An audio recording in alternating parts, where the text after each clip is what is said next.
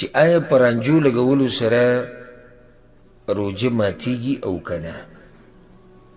په دې کې دوه مذهبه دي. یو قول د امام مالک او د امام احمد دی، وایي چې رانجه لګولو سره روژه ماتیږي چې کله د رانجو د خوند محسوس کې په مرۍ کې،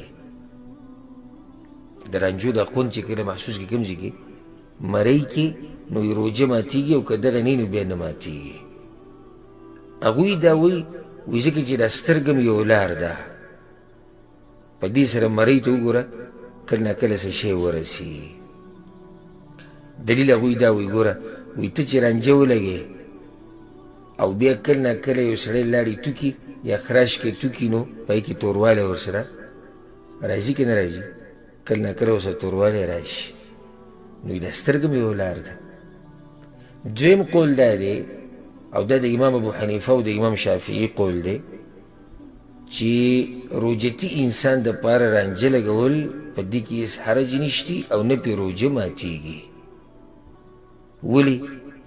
یو خو دا خبره ده چې رانجه عام استعمالیږي، عام خلک یې استعمالوي.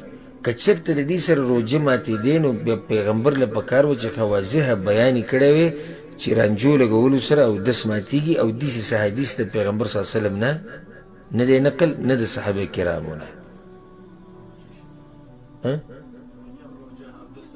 عفوا روجه که چېرته د رانجو لګولو سره دوی دا وایي که چېرته د رانجو لګولو سره روجه ماتېدی نو بیا پیغمبر صلی الله علیه وسلم له پکار و چې ښه واضحه بیان یې کړی وی چې د رانجو لګولو سره روجه ماتیږي، خو داسې روایتونه نشته.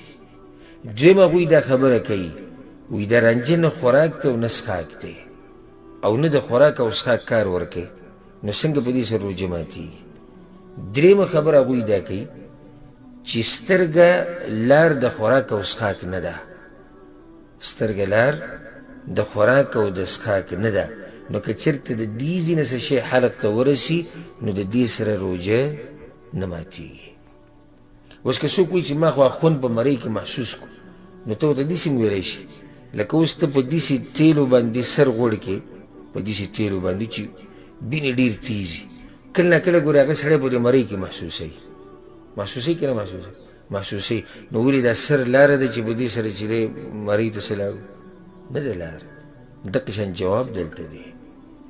بل هغوی دا خبره کوي کوم علما چې وایي دې رانجو لګولو سره روجه ماتیږي، وایي وګوره پوزې ته، پوزه م لار ده که نه، نو په پوزه باندې چې څه شی لاړ شي دننه معدې ته رسي، دې سره روجه ماتیږي. دقه شان سترګه ده. موږ وایو دا قیاس صحیح نه دی. وجه دا ده چې د پوزې نه ډایرکټ لار تللې ده معدې ته، د پوزې نه ډایرکټ لار تللې ده معدې ته. او ځکه پیغمبر صلی الله علیه وسلم هغه صحابي ته ووایي چې کله پوزې ته اوبه اچې نو خیر راکاږه دننه الا ان تکونه صائمه، مګر دا چې کله ته د روجې په حالت کې نو بیا ډېرې مه راکاږه. ولې منع کړو دې نه؟ خو له دې دلاسې یې منع کړو ځکه چې د پوزې نه یو لار تللې ده. او بله خبره ما بلو ذکر کړه چې نن سبا په هسپتالونو کې چې څوک ډوډۍ نشي خوړی، بیماري ډېر، نو په کوم طرف ورته پیپ کوزوي معدې ته؟ هم د پوزې په طرف ورته کوزوي.